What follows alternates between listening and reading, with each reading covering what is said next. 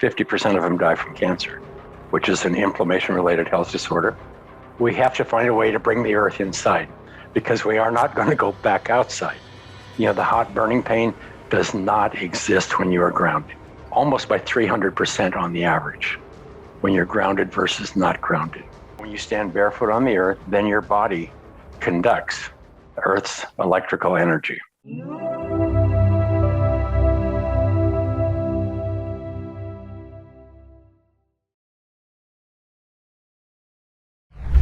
I'd like to welcome to the show Clint Ober. How are you doing, Clint? I'm doing good. Thanks for inviting me onto your show. Thank you so much for coming on the show. I've been an admirer of yours for years because I discovered one of the early documentaries about earthing years ago and really got into it and told all my friends about it. And I'll tell you, we'll talk about the stories of what happened with the products we purchased and what was going on with them and so on and so forth afterwards. But for everybody who doesn't know what earthing is, can you please explain what earthing is to the audience? Okay, earthing, short form, is the earth itself maintains a slight negative, or what we call an electrical charge, energy charge. It's ground. The earth is charged by the sun and the global electrical circuit, which is lightning and clouds and all of that kind of stuff. So anyhow, but the earth maintains this electrical energy, and everything, like the grid, like the refrigerator in your home, all these things are grounded to the earth via a ground wire running through your house, connected to a ground rod that goes into the earth. And so the earth's energy comes up the ground rod, up the wire, and, grounds your refrigerator, meaning it's at the same energy level as the earth is. So if there's an electrical event, it'll blow a fuse instantly and prevent harm. So grounding it's essential for in the communications industry, where I come from. And so everything has to be grounded. And so I have a 30-year background, working knowledge of grounding. And actually 50 years now, because I started 20 years ago playing with this kind of grounding, but electrical grounding and communications. And the human body is conductive. And every cell in the body is electrical first, chemical second. Mm-hmm. If there's no electron wiggle, there's no life. So everything is electrical first, chemical second. So when you stand barefoot on the earth, like we did for millions of years or throughout all time, especially before 1960s, we were always barefoot. But when you stand barefoot on the earth, then your body conducts Earth's electrical energy and maintains the human body at Earth potential. The significance of that is the same as the reason that we ground electrical equipment or cable systems or communication of any kind is to prevent, for instance, a cable system for lightning. If there's lightning building up on the lines from wind or static electric, dust or whatever, or there's a lightning strike and it hits the system, then the whole system has to be grounded everywhere, and every drop going into a house has to be grounded so that lightning is dissipated by the earth rather than going in the house and blowing up a TV set or creating a fire. So it's about fire, the main thing, and electrical stability. So when the human body is grounded, it is just like the refrigerator. It's at Earth potential. The significance of it is you can't have charge in a grounded object. Now, when you think of charge in the body, inflammation is charge. If you have charge in the human body, then you have inflammation, and then that manifests as pain and eventually health disorder. So that's what we're talking about here. And just to put it in a good reference is the animals in the wild, they don't experience inflammation. They're naturally grounded because they're living on the earth, they're sleeping on the earth. The animals who live indoors with their owners, 50% of them Well, they all have inflammation-related health disorders, but 50% of them die from cancer, which is an inflammation-related health disorder. The animals in the wild, cancer rarely exists. So the animals that live indoors with their owners manifest the same health disorders as their owners and have the same death rate, like for cancer and so on and so on. So what we're talking about here is the Earth is before 1950, 1960. I was born in 44. I'm 70, 77, 78 years old now. And, but when I was a kid, we were always barefoot. And we had leather shoes for school or for special events, but you had to save them. And then you passed them down to your brothers. Right. Yeah. And then if it was raining out, you had to take them off and carry them so they didn't get wet. Because if they got wet, then you're going to get in trouble because they would shrink up and get all gnarly. But it was 1960 when we invented polymers. The first thing we did is put them on the soles of our shoes so everybody could have shoes.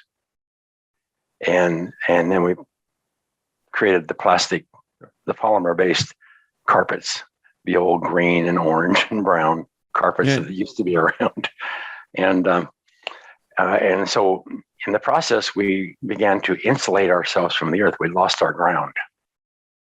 Before, we were just naturally grounded. We didn't even know we were grounded, but we were. It's an electrical phenomenon. It's a natural phenomenon. And today, in 1950, you couldn't get off the earth. Today, you can't get back to the earth. Right. And so that's what we're talking about.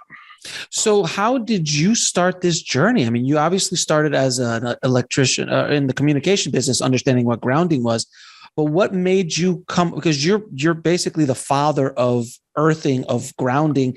Was there any talk of this prior to you discovering it? Really? In public, in the public zeitgeist, not in tribal situations where they understood all this stuff early on. Yeah, I mean, when it really came about when, I grew up in Montana and I spent a lot of time in nature. I was kind of an outdoor cowboy, meaning you sat on a horse and babysit cows all day for months at a time. And I didn't live out there for months, but for months of the time we had to take care of cattle. And so I always had a background of prevention. Meaning that the job of a cowboy is to sit on a horse, go out there and babysit the cows and forever watching them. If one of them is not acting like the rest, you have to take them out of the herd. If they're glassy-eyed or bawling or something's wrong. So you take them out of the herd and put them in a holding pen. And then you ride the pasture, make sure the water's okay, make sure the grass is not too short, make sure there's no noxious weeds growing, make sure there's not a dead animal upstream. Concept is something in that pasture made that animal sick, most likely. And so anyhow, you fixed it. You run them to a different section where the grass was better, or you clean up the water, whatever's going on, and keep the cattle healthy. If you don't keep them healthy, then you're going to call the banker and the vet and give them the keys and say, we're out of here because you guys own these. Right. They're the only ones make money. So anyhow, I have that bent of looking at it and something. If there's something wrong with somebody, then what's causing it? Prevention. So it's like the old apple a day concept. We don't have that anymore. In our home, Prevention magazine was the only magazine that was there forever from the time I remember looking at a magazine until I left. But it was just, an apple a day keeps the doctor away, that concept. So anyhow, I left that industry and I went out, and cable television was starting to sprout. And I looked at it and I loved it because all of a sudden the world was bigger than the local right and left TV station, right-wing and left-wing TV station that argue with each other. It was bigger than the local newspaper and the newspapers in the area. And, so what it did is it gave us eventually we could see in Billings, Montana, we could get news from Casper or Helena or Denver, then eventually Atlanta, then in New York, LA. And all of a sudden the world became, wow, it's not just this little oyster that I'm living in Montana.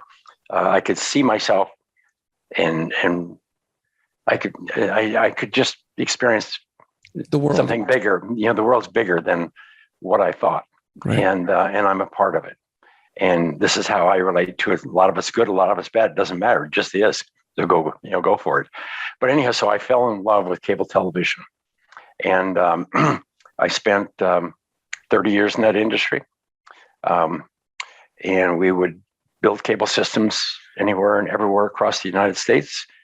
We had to install the cable systems in all the homes and all that kind of things. That's kind of what I was a large part of.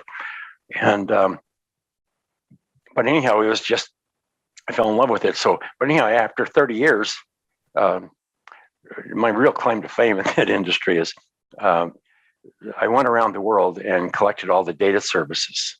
This is when the computer started to enter the scene back in the 80s. We are in a time of great change, and humanity is awakening more and more every day. Mankind needs insights on what is happening to all of us. That is why I'm inviting you to Wisdom from Beyond, a 6-day virtual summit designed to awaken your soul. Experience over 9 hours of soul-expanding channeling sessions led by 6 of the world's most esteemed channelers. Connect with the divine, receive sacred insights, and transform your journey by asking questions directly to the channelers themselves. This is more than just a summit. It is your gateway to understanding the profound shifts happening within and around all of us. Plus, when you sign up, you receive exclusive bonus content to deepen your spiritual exploration. Join us and step into the extraordinary.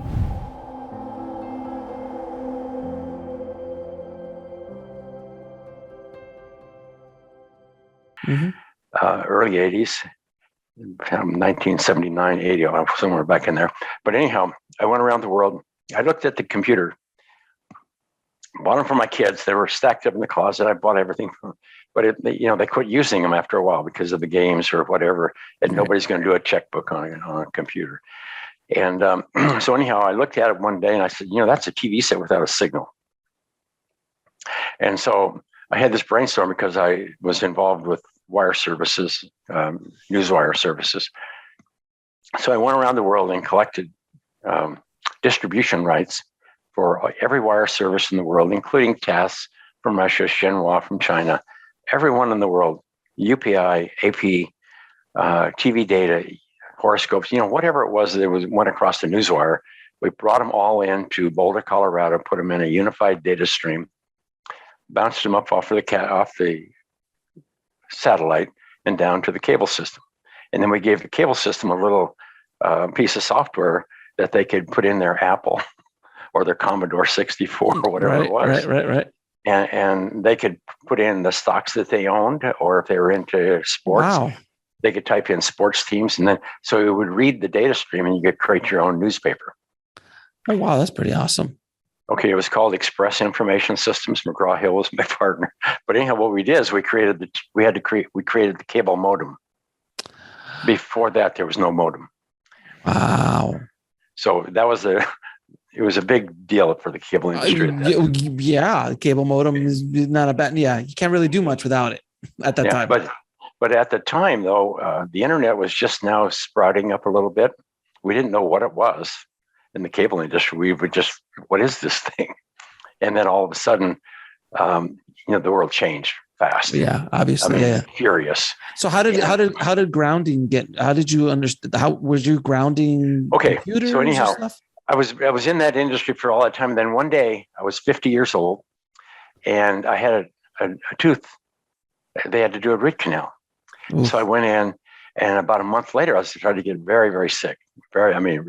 Getting sicker and sicker all month long. Kept going to the doctor every week, and they say, we run tests. They come back next week, more tests. And they couldn't figure out what it was. So I ended up getting really in trouble. And they took me to the emergency room, Swedish Medical Center in Denver.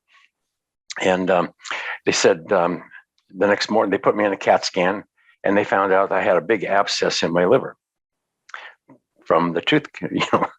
Something went wrong with the tooth, and got into the bloodstream. And so anyhow, they said, so the next morning the doc comes in, he says, well, we have some good news and bad news. The good news is we know what it is now. It's some kind of bacteria. Somebody bit you or something. I said, no, I had some dental work. And they said, okay, that's what it was. And they said, the bad news is you're young enough to get a new liver, but you don't have time. Because the liver had just gotten so bad. I was turning yellow. All my organs were shut down and everything. And so they put me on every antibiotic known to man at the time and sent me home and said, you need to go home and get your life in order. Right. And so it was kind of a shock because here I was a 50-year-old,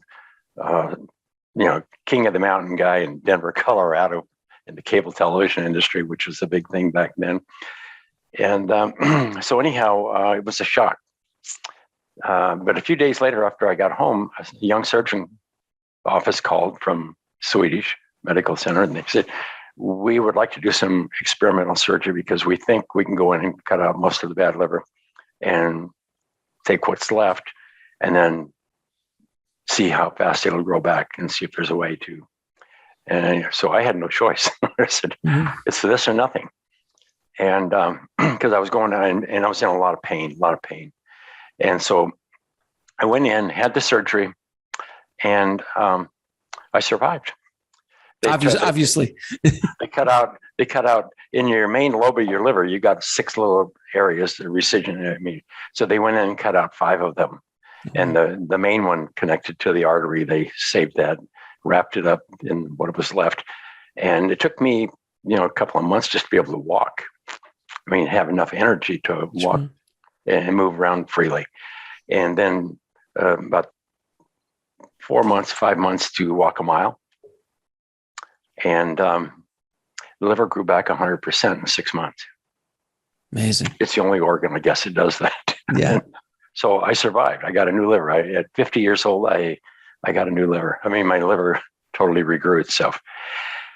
So anyhow, when I went through that, having gone through the experience of almost dying, in fact, this had nothing to do with grounding. It's how I got to grounding. And I'm sorry, you can edit some of this out if you have to. No worries. But anyhow, I one night when I came home from after the surgery, I was just feeling weird. And the next morning, I looked out the window and everything was vibrant. The colors were vibrant. The pine needles were vibrant. Everything looked like it was energy buzzing. Mm-hmm. And I looked around the room and I was different. Something was different about me and I didn't know what it was. But I looked around the room and I collected Western art and I had for years, Montana and, Earl Biss and Gorman, R.C. Gorman. Those guys are all gone now. It's terrible. But anyhow, a lot of Western art. And that was what I did. And then I had this big A-frame, 5,000 square foot A-frame home on a mountaintop in Evergreen, Colorado, and I could see Vail. Mm-hmm. And not really, but it seemed like it. Anyhow, I just had an epiphany that night that, I never owned any of these things. I loved them, and I spent my life acquiring them, and then I had to build a bigger home, do more, whatever. But these things that I owned me. Right. They owned my soul. I had no life. My life was about taking care of those things, taking care of cars, taking care of this, taking care of, raising kids. I had no life. And here I was about to almost died. And I had, what would have happened to all of this? Well, the house would have been sold. The art would have been, kids would have split it up or taken it away and donated it or whatever. And so I just went through this, had this chilling effect that, I was totally uncomfortable with myself at that time, thinking if I died, all I was my life would have been about nothing. Right. I was a great consumer. Caretaker of goods. I better take care of goods. So anyhow, I called my kids in just kind of a chill, and I said, I want you guys to come to the house, and I want you to take, they were all over the United States, come and take whatever you would have taken had I died. I said, I know you guys would have, what you would have done, but I want you to do it now because I'm getting rid of everything I have. I'm giving it away. If you don't take it, I'm going to donate it and give it away, which I did half it what I owned. And so I bought a small RV. I got in the RV, went around the United States, and I said to myself, the next time I die, I want to be happy with myself. I don't care what anybody else thinks or says or does. When you die alone. And I learned that. Mm-hmm. You come into this world the same way you leave it, alone. Yeah. So I wanted to be, next time I said, I want to be able to be happy with myself, that I was worthwhile being here, not just to create and make money or buy things and ego and all that kind of stuff. So I really did give everything away. I went in the RV and I spent 4 years driving around the United States in an RV. And I spent most of it in RV parks or national RV parks, state parks, anywhere where there's a lot of nature. It was like being home when I was a kid. And there's more to it. But anyhow, I was down in Key Largo, Florida, on the Bayside, and watching the bay or watching the sunset go down one night. I would go out and water the manatees, and every once in a while, just do something. And I just had this urgency or feeling come over me that it was like the earth itself was talking to me, nature. Something was, and I had this sense come over me. These words came to me, become an opposite charge. And I went in the RV and I wrote it down. And I didn't know what that meant, other than an opposite charge to me is to go poke somebody, go stir them up, get them excited. And then the second thing I wrote was status quo is the enemy. And these were intuitive. And so then I felt like I had an urge. I had to go do something. So I called up my daughter who was in Fort Lauderdale. I said, I have to go back west. And so I went up and saw her for a few days and whatever, stopped in Nashville and saw another one, and then went on to Tucson. Didn't feel comfortable there. I went to San Diego. I said, no way, I got to get out of here. And I went back and to Phoenix. And then I thought, well, I'll go up to Flagstaff because that's more like Montana, where I'm from. Pine trees, snow, cold, skiing, whatever. I just wanted to be home. I don't know what. I just wanted to be at home. So anyhow, on the way, it was getting late that night, and there was a little sign that said RV park. And so it went me to Sedona. So I headed into Sedona and never been there before. And it was 10 o'clock at night. Here's a little RV park down on Oak Creek. And I pulled in there, plugged in, went to sleep. I woke up in the morning, I looked out and I said, I ain't leaving here. This is like living in a national park. And so I spent about a year there.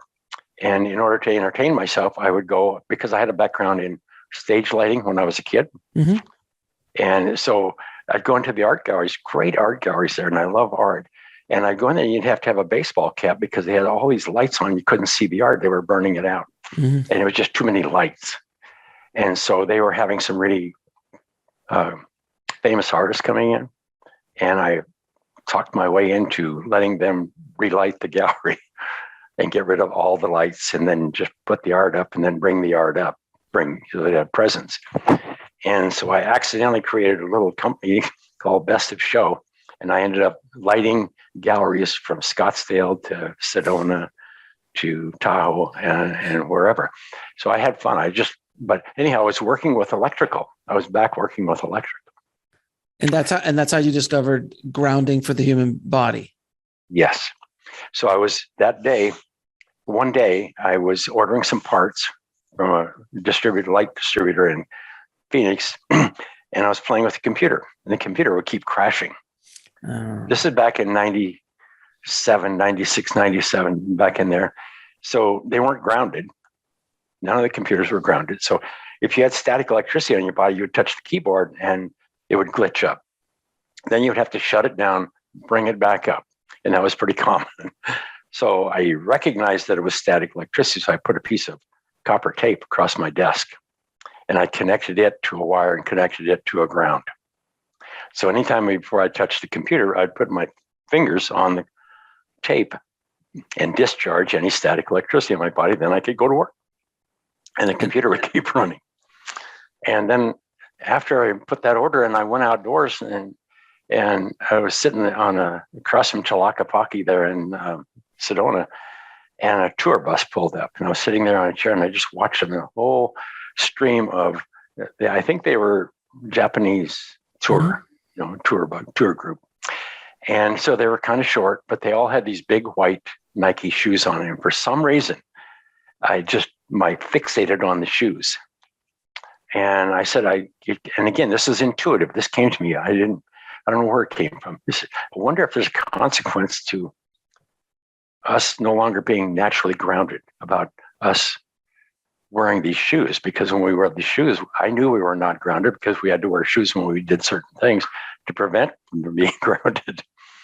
And I didn't have any idea. So I went home that night and I grabbed out a voltmeter and some wire and stuff. And I put a ground rod in the earth. I went into the house and I started walking around with the voltmeter connected to the ground so I could measure all the voltages and all the static and all the energy on my body. And I thought, wow, this is really, really something, because I don't think anybody knows about this.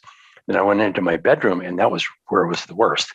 So I went back to the hardware store and I bought a roll of 3-inch wide duct tape, metal duct tape, aluminum metal duct tape. I laid it across my bed, connected it to a wire, threw the wire out the window, connected it to a ground rod, and connected the meter to a ground rod so I could lay on the tape, touch the meter, and if it went to 0, that meant I was grounded. I was at earth potential, which is where I would be if I were barefoot. And that's where it started. So the first night, I was a cowboy and I skied for 30 years. Just anything crazy people can do when they're young, I did. But anyhow, I had a lot of pain, a lot of aches and a lot of pain. And I'd normally take Advils to go to sleep at night and a lot of black coffee in the morning to get loosened up so I could get going. And so anyhow, that night I was playing with the meter, and then all of a sudden it was the next morning. The meter was laying down by my side.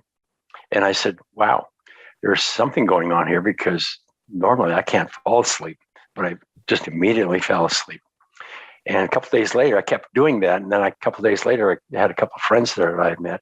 And I said, you guys need to try this. And I said, you're going to sleep better. So I did the same thing for them. Sure. They both said, well, this is great, kind of crazy. Going to ruin the wife sheet, get in trouble, all that kind of stuff. But anyhow, so a couple of days later, one of the guys come to me and he says, is there any possibility this could be affecting my arthritis? He says, because my arthritis pain has gone way down. And I thought, well, I don't think so. I think it's just about sleep. And then I recognized my pain.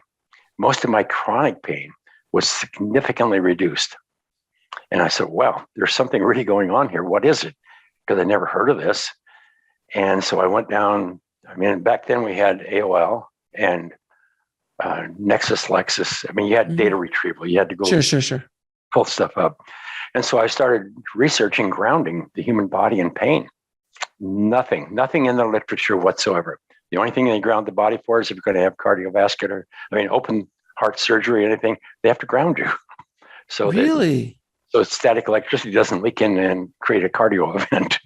Wow. That's static electricity is static electricity is what killed most people who died from cardiovascular.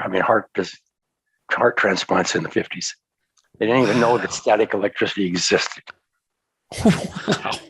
So, except for oxygen and fire. So this is the journey of how you started getting ideas about this. Now I have to ask you. Look, I'm going to play devil's advocate. This sounds kind of kooky.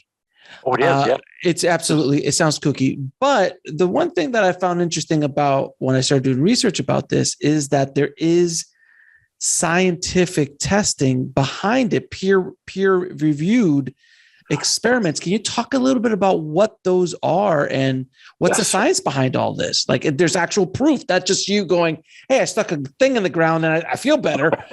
You actually got some proof behind you. Yeah. What I did, when I was figuring that out, I went down to, University of Arizona in Tucson and tried to get them, and visited down there and asked them and went through some literature, and we couldn't find anything. So then I decided, well, I'll go out to UCLA. Those people out there are smart. They'll be able to figure this out. So I went out to UCLA and told them I wanted to do a study because this is important, because this really makes pain go away and you sleep better. And I ended up with the sleep group and the sleep lab, whatever. And they said, you expect us to believe that somebody's going to stick a nail in the ground, tie a wire around it, and tie it around somebody's toe, and they're going to sleep better? They said, get out of here. You're nuts. That sounds nutty, to be fair. It was. And we all, kind of carried on a little bit and laughed about it. But anyhow, I recognized early on, they didn't understand anything about electrical, and I didn't understand anything about biology. And so anyhow, they didn't want to do a study. They said you'd cost you $5 million, take 5 years, and there's no guarantee you'd get it published. So I said, well, this is really important and somebody needs to do something. So I went up to Ventura, where I had a relative, and I decided, I took a couple of the kids from UCLA and had them help me write how to do a study and how to organize the study. And so I went out and got a nurse, and we went out and we solicited 60 people who had chronic pain or something wrong, and we got them out of hair salons, beauty salons, because that's where the women talk. And so anyhow, we grounded 30 of them, and 30 of them were placebo grounded. The results that came back were astounding, because everybody slept better, everybody had less pain, and in general, their general health improved. But more specifically, the women who had PMS issues, they didn't experience the PMS issues, the menstrual cramps and all that kind of stuff. People who had TMJ, they had significant relief. Just unbelievable. We didn't expect that. All we were trying to survey was, does it reduce pain? Does it make you sleep better? And so anyhow, so we had a good effect on that. And I published that in the ESD journal, the electrostatic discharge industry, because that's the only group of people that understood grounding. Right. And so then I ended up meeting a doctor down in San Diego, Maurice Scully. He was a retired anesthesiologist. And he says, I don't think there's anything to what you're doing, but he says, I'll entertain you. I'll prove that you're wrong. So I said, okay, let's do it.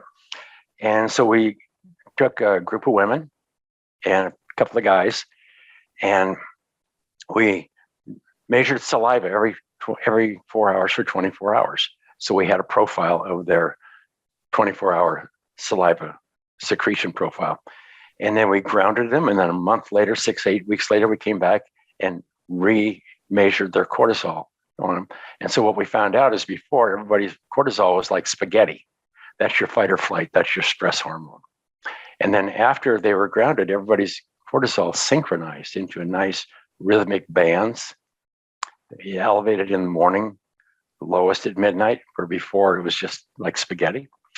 And so anyhow, then we recognized that something, the earth somehow is signaling cortisol to skyrocket at 4 a.m. And at 6 a.m. it peaks. That's what gives you the energy to get out of bed without having a heart attack. And at night, you need it to be as low so you can go to sleep, because there's only one reason you don't sleep at night. You're in a fight or flight. You're thinking about something. You're worrying about something's on you. But if your cortisol is low, your sympathetic nervous system, your fight or flight is not active, then sleep is autonomic. You're going to sleep, period. It's built in. And so anyhow, that led, the results on it were very good. So that led to, we were going to do a bigger study on that note. And then we said, well, let's do a study on this. Let's do a study. So over the last 23 years, we have produced over 30 peer-reviewed, published papers, studies, research studies, showing that as a group, collectively, we demonstrate that the cause of inflammation is loss of ground. Because when you ground the human body, inflammation disappears. Is that one of the reasons why surfers are almost addicted to being on the beach, to being in the water, because and anyone listening, I mean, when you go to a beach and you're barefoot in the sand, you feel very different than you do when you're on asphalt. It's just, and people are like, oh, it's the ions in the air and all this stuff. But you're grounded. You're grounded. Your body is negative. When you put the shoes on, you lose that and your body becomes positive. Right. And because there's I haven't I've seen aging surfers your age. None of them are going, all the arthritis. But they've been surfing for 50 years, and that's it beats your body up. But yet they don't have any of those ailments. They don't have the inflammation.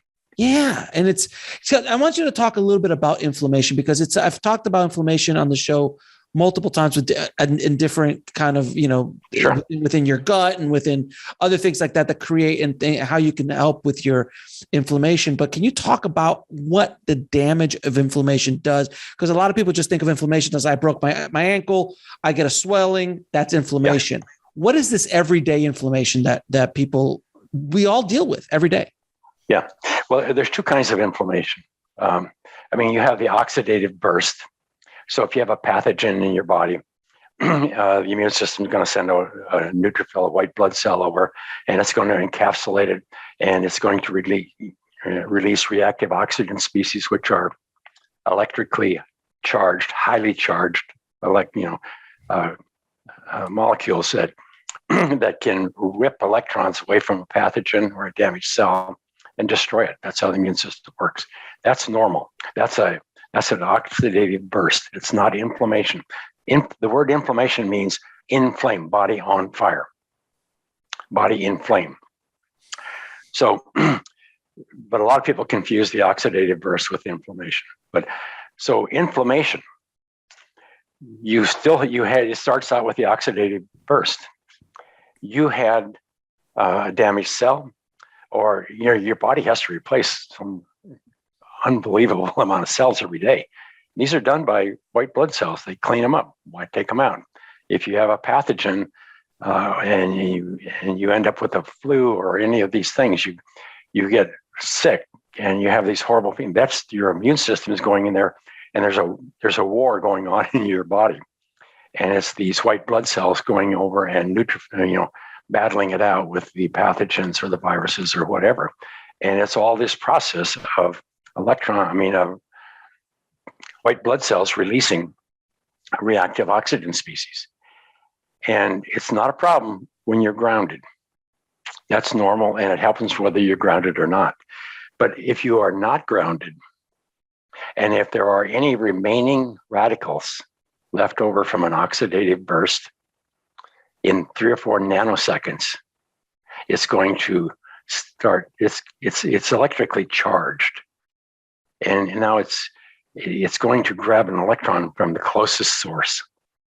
And odds are that is a healthy cell, adjacent area, healthy cell. And in the process, it's going to rip electrons from that healthy cell and damage it.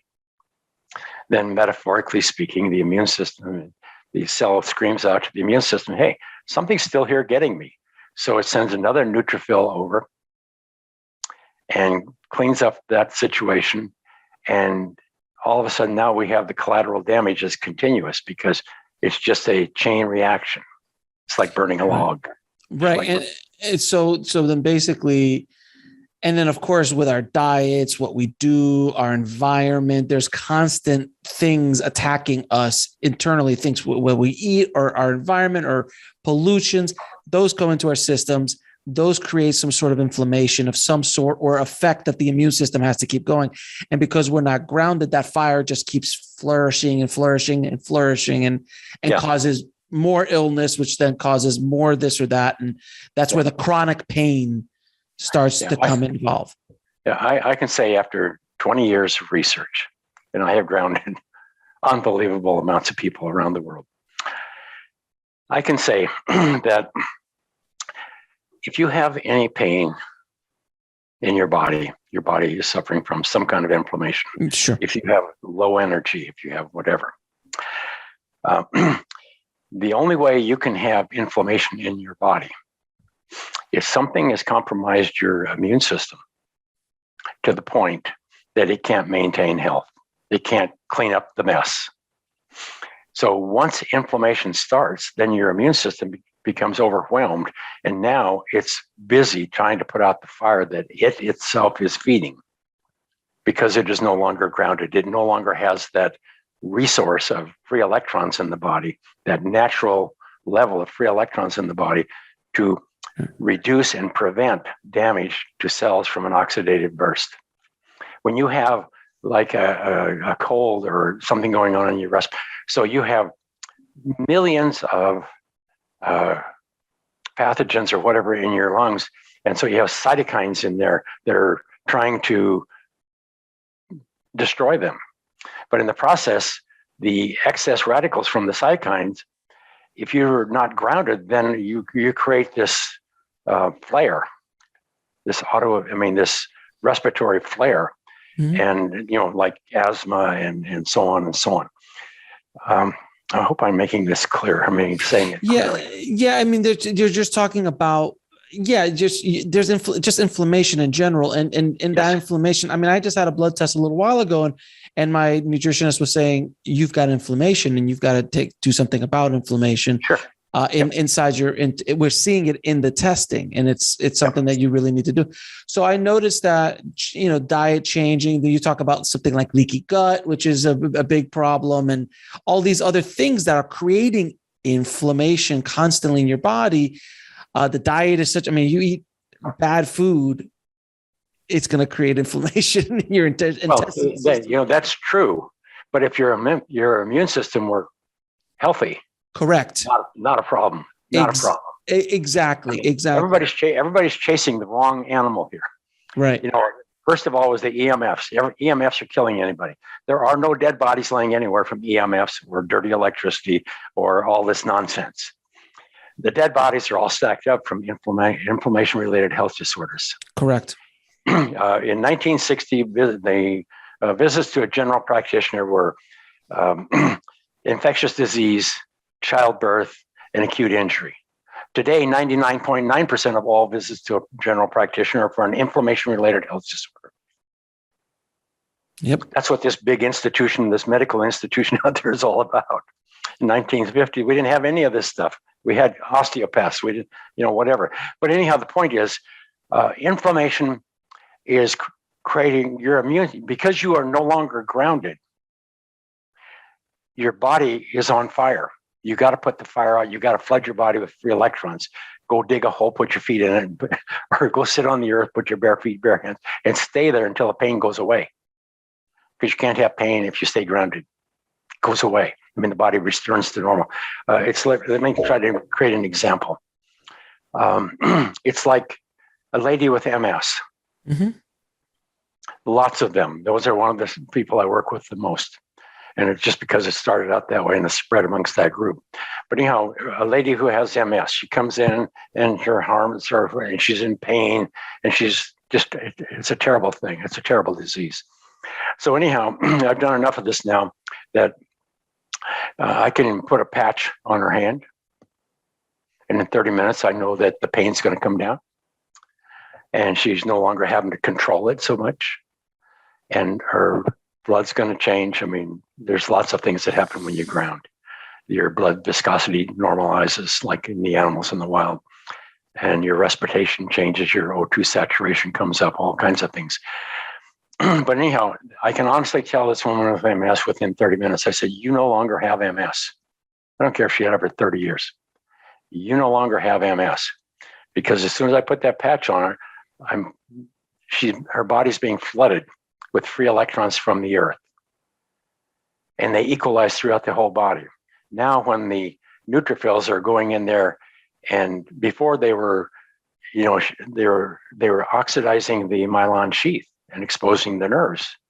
So as soon as you ground the body and flood it with free electrons, like being on fire and jumping in a lake, same thing, then the free electrons go in there and they start reducing those remaining radicals that are left from the neutrophils, and it stops. So now all you have is damage from MS, Right. but you stop the process. Then the body can clean that up and go back and return it to normal. The body is a self-healing mechanism. It only knows one thing: return to normal. So let me ask you, with athletes and muscle soreness and injuries and things like that. So let's say I pulled my back out, because God knows we don't do that anymore, especially as you get older. You pull your back out.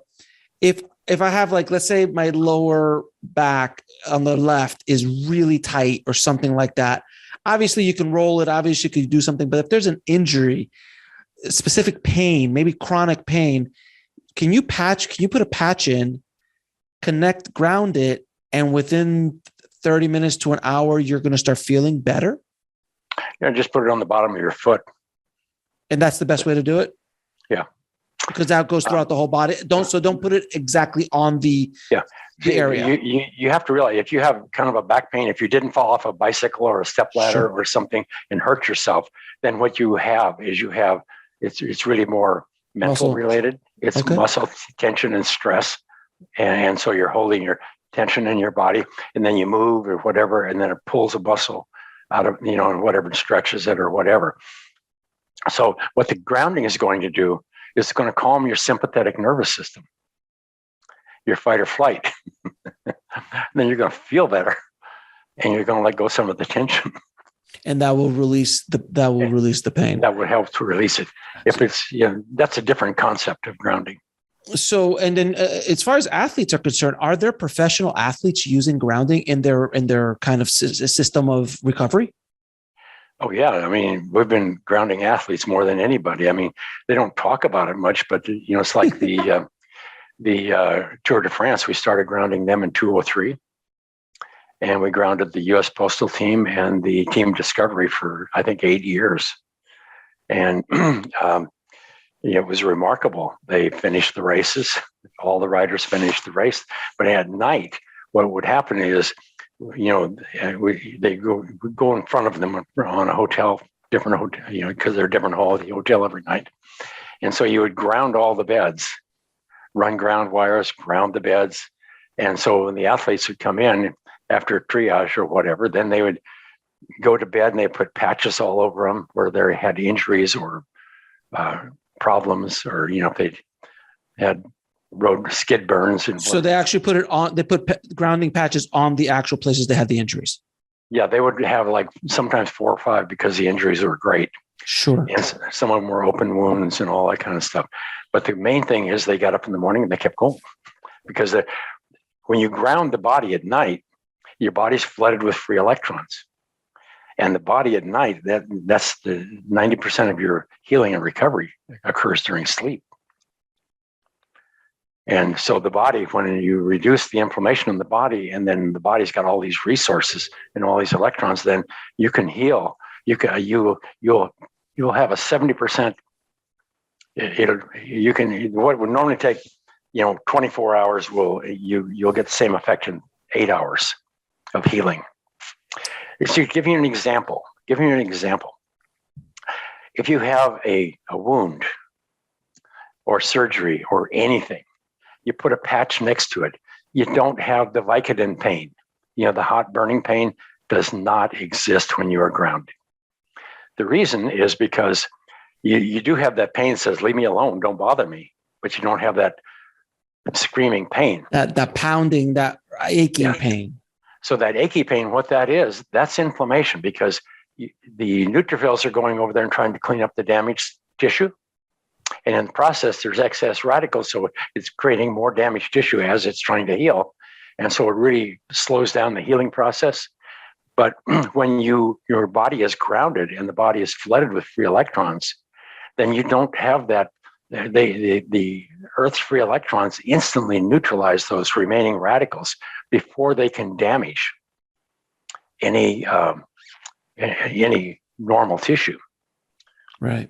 It's like in the red blood cells. That was one of the first things. That's how we really made our big discovery. Was as soon as we ground the body, before you're grounded, your blood is usually thick and sticky, and you have inflammation. You have low energy. your color is not. Blood pressure's higher. All those things, yeah. So as soon as you ground the body within a few minutes, then the red blood cells themselves, they have an electrical surface charge. This is all at the Earthing Institute. There's actual videos where you can see all this. But anyhow, the red blood cells, as soon as you put a patch on the bottom of the feet or in the hands, then as the blood circulates once a minute, and as it circulates, it starts increasing the number of electrons that are on the red blood cells, almost by 300% on the average when you're grounded versus not grounded. Okay, so what this does is now the red blood cells are like little magnets. They're negative magnets. They're both negative. They got excess electrons. So they push each other apart. They repel each other. And then the blood thins. It can get in and out of the capillaries, clean up debris, clean up inflammation, better oxygenate the tissue. But anyhow, so that's the primary thing that grounding does, is it normalizes the thickness of your blood. And that also, of course, helps with everything. Well, yeah. It just literally helps with the entire system. Basically, the oil, you've thinned out the oil that runs the machine. Yeah, normally a woman looks like 10 years younger within 30 minutes of grounding. And wasn't there something because of that alone? And then also there was I saw in the documentary, the Earthing movie, that there was weight loss as well. As well when you ground. Well, sure. The number one reason people gain weight is because they're stressed or depressed. High anxiety, irritability, depression, chronic pain, chronic health disorder, and so on. So comfort food is, you eat. Sure. And then you can't move like you would normally move. So as soon as you get grounded, the first thing you do is you put the fire out, reduce the pain, normalize blood circulation. So then healing starts to come. And then all of a sudden you feel better. Your demeanor changes. You can smile now instead of being uptight and frown. And then your metabolism increases. Then you can get off the couch and go for a walk. And lose weight. Barefoot, obviously. You have to go for a walk barefoot, obviously. Sure. In the grass. The ground. Any kind of a walk is good, but barefoot is better. Yeah, of course. Now, as far as the immune system is concerned, what does grounding do for the immune system? What grounding it does for the immune system? See, it's ground. Ground is ground, meaning it's a reservoir of free electrons that reduces and prevents charge. Charge is the enemy for which is so charge would be inflammation. Yeah, well, charge, the immune system works with charge. It releases a burst of oxidative radicals. Oxidative meaning reactive oxygen. Reactive means these are electrically charged.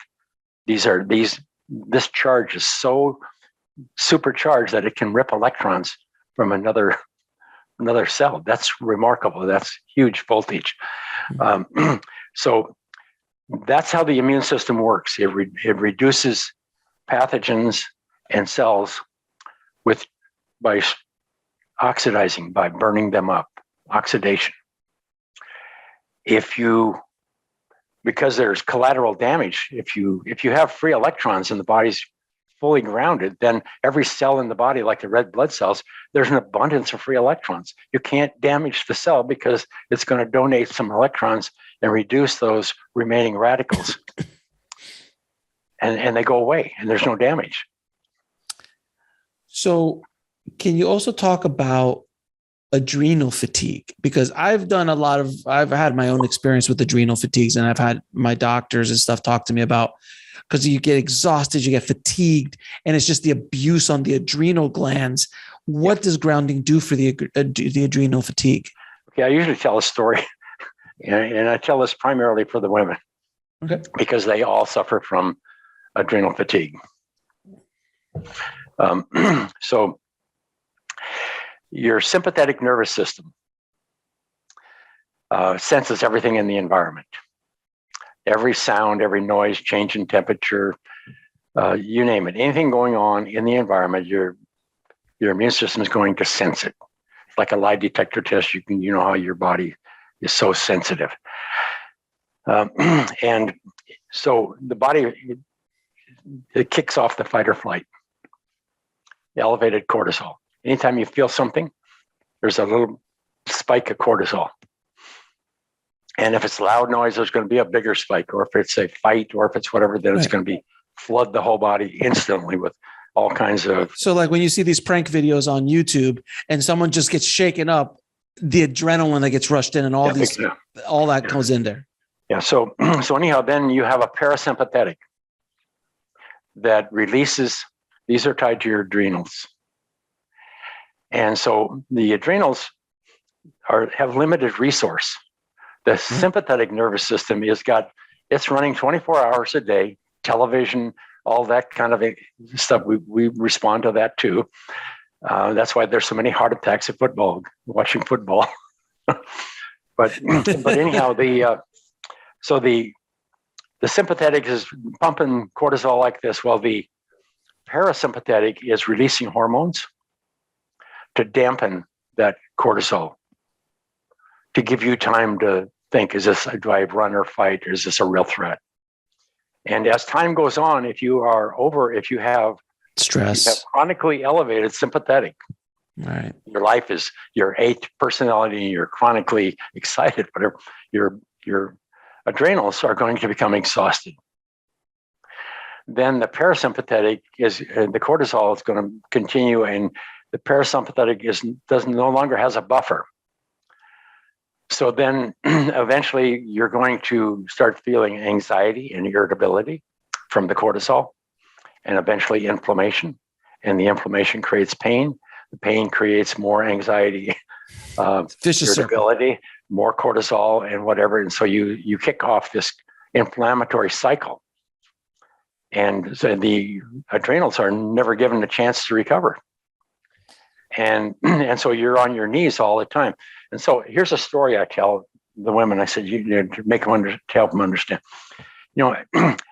If you're out there on a horse watching cattle, there's not much to do. But some years there's jackrabbits, an infestation of jackrabbits, and they have these ears that are big ears.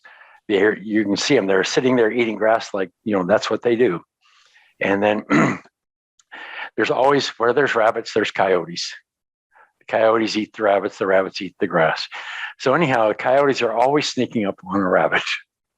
That's his lunch. And so anyhow, as soon as the coyote gets close and the rabbit senses, then cortisol, or the fight or flight kicks in, and the ears go up, and that rabbit will spring 10 feet in the air. It's the damnedest thing you've ever seen. And the coyote, he starts running after it. The rabbit goes zigzags back and forth across the pasture, keeping one eye on the coyote. The coyote is running, like a dog. And then eventually he runs out of energy and he lays down. And he's just looking at the rabbit. The rabbit runs just a little bit further so he can still see the coyote. And he's sitting there, and you can see that he's quivering and shaking because he just had his life threatened, and he's full of cortisol. So anyhow, after a little bit, the coyote will kind of lose the attention and wander off, or just lay there, and the rabbit will have this visceral shake, just a big shake like that. And then all of a sudden it'll go back to eating grass like nothing ever happened. Okay, so the reason I tell this story is because take the average woman, almost all of them can be diagnosed with an inflammation-related health disorder. And all of their moms and half of their kids. And so I said, okay, this is what's going on. You get up in the morning.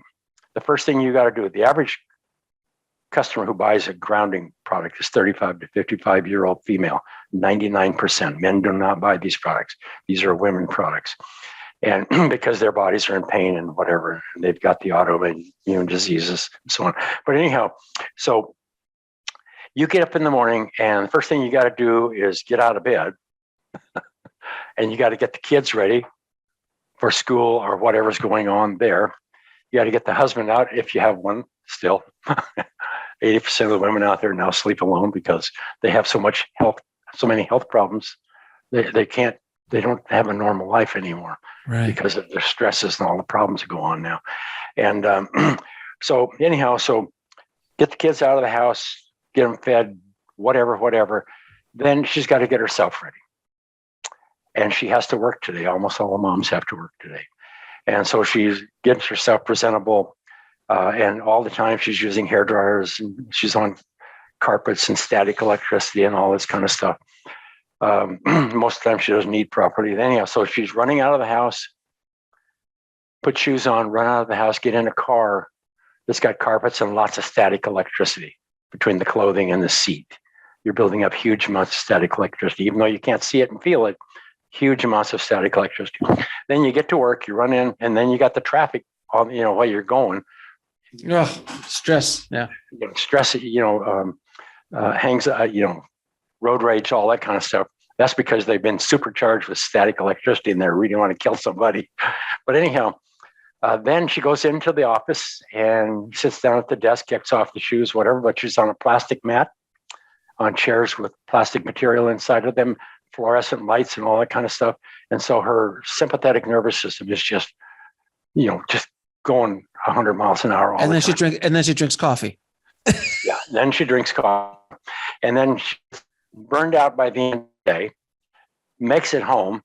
Usually wine, alcohol, something all too often is necessary to calm down or at least shut the frontal lobe down. And then she's got to deal with the kids, deal with whatever, it's just an endless cycle. So their sympathetic nervous systems are rocked out all the time. So I say, here's what you got to do. You got to pretend that your kids are coyotes.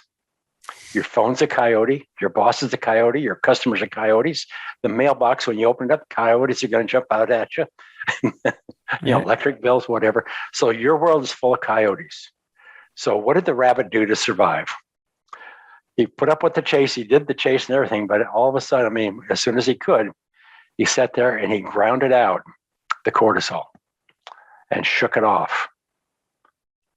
Stopped the inflammation. Body was negatively, completely recharged. And then he went back to eating grass like nothing ever happened. So I said, at the end of the day, what you have to do this. You have no option. If you're a woman, you have to do this. If you can do it in the morning, that's great. But you have to do it when you get home at night. You have to go outdoors, take your shoes off, and either get a little spot that you can sit on the grass, put your hands and your feet on the grass and sit there until you are totally re-energized like the rabbit. Otherwise, that was what the rabbit was doing. He was basically grounding himself. Yeah. Otherwise, you're going to go to sleep and have all that stress and all that coyote juice. Which won't allow you to sleep. And then your adrenals are going to be totally exhausted. You can't recover. You can't heal. Right. And then eventually you're going to have, chronic anxiety, irritability, depression, and chronic health disorder. And eventually it will kill you. Well, that was an uplifting story, but I'm sorry. No, but it went dark there at the end, but it's the truth. And that's and that's what we need. That's why we're here to talk about. But even a half hour of grounding is life-changing for a woman. Yeah. But for anybody too. For a guy too, if he's everything you just said could be done with a man as well, and have to deal with all sorts of other kind of stresses that a woman might not have to deal with. And all sorts of other coyotes that we deal with. So of course, men as well will benefit from sitting for 30 minutes or grounding. So that brings me to my next question. How can you ground? Look, we all can't just go out and move our desks and our computers out into the lawn.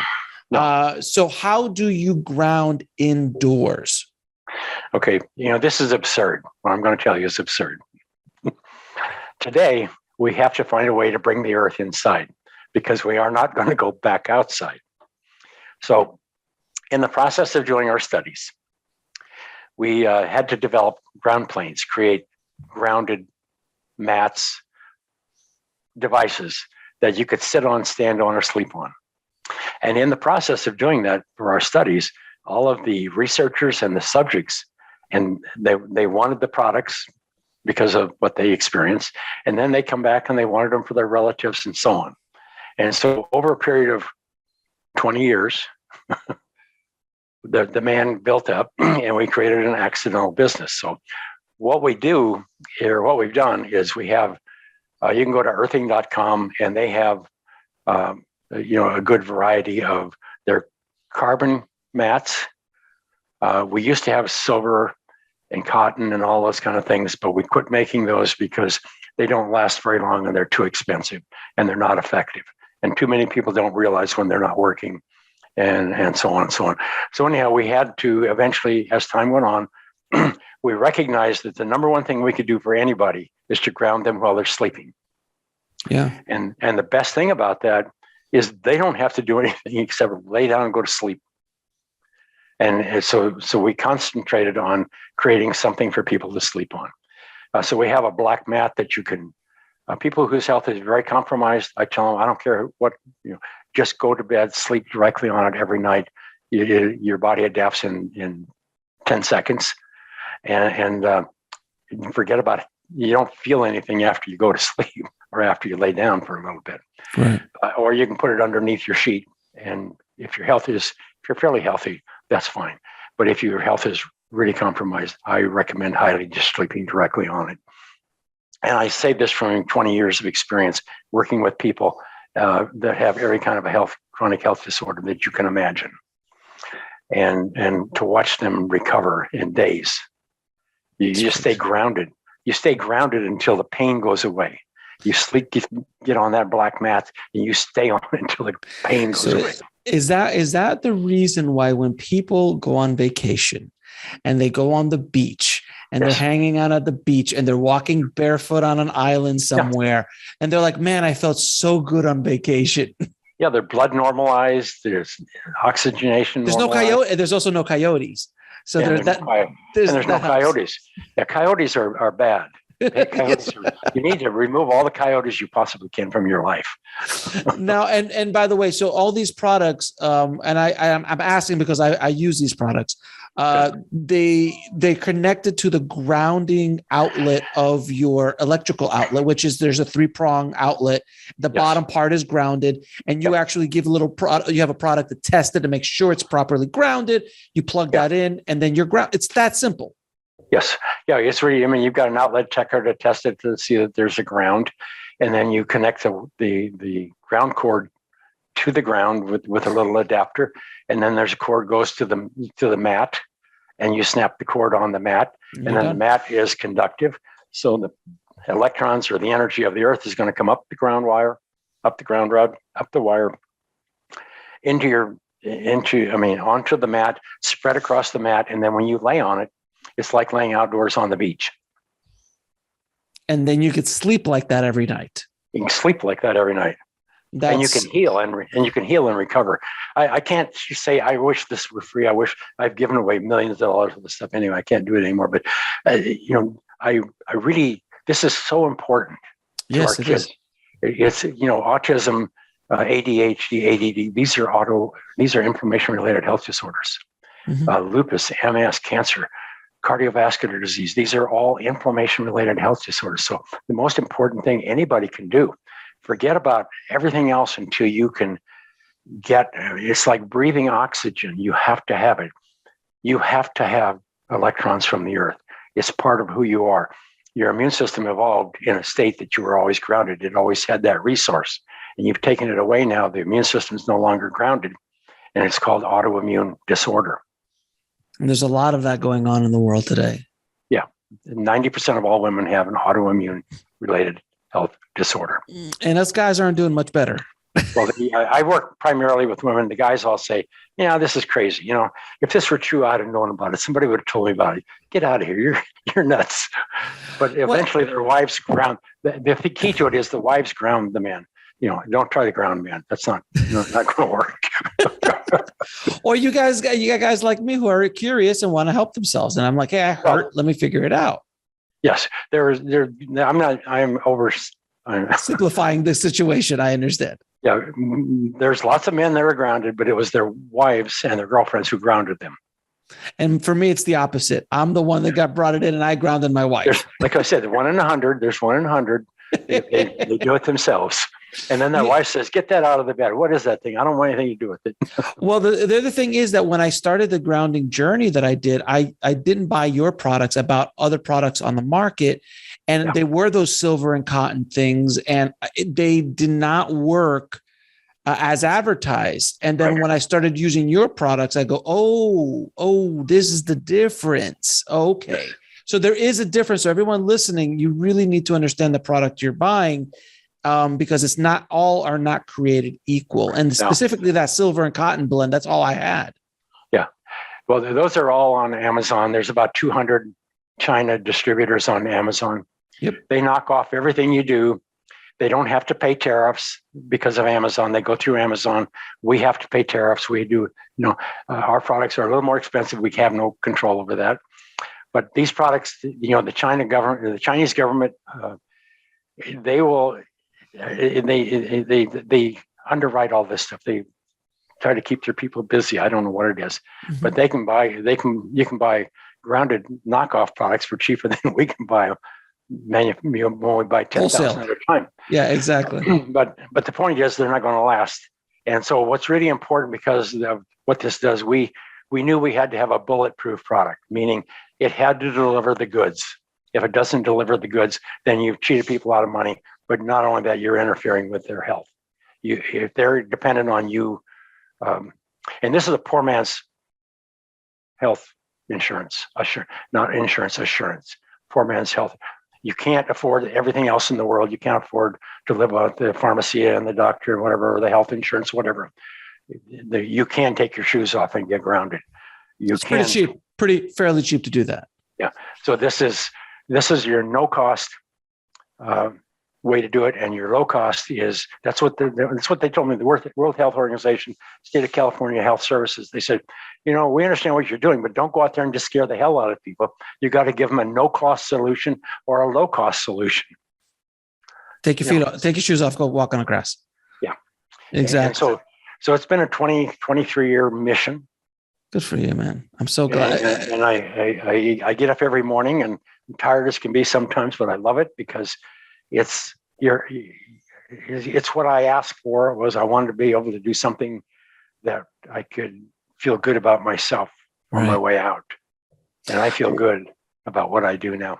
Well, I'm going to recommend everybody pick up your book, Earthing. There's a couple of good documentaries. The latest one is the Earthing movie, which I saw it on Gaia, but it's available multiple places you can watch it. Yes, it's on YouTube. Yeah, and it's pretty. It's about an hour and a half or something like that, and it really does break everything down. And you can see the examples, you can see the case studies. It's pretty remarkable stuff. And like I always tell people when I introduce Earthing to them, I'm like, just try it, man. If it doesn't work for you, then it doesn't work for you, man. But just try it. What harm? I'm not telling you to take a shot. I'm not telling you to drink some sort of vitamin or some sort of weird thing. Yeah. Go walk, go hang out on the grass with your bare feet. It's not that hard.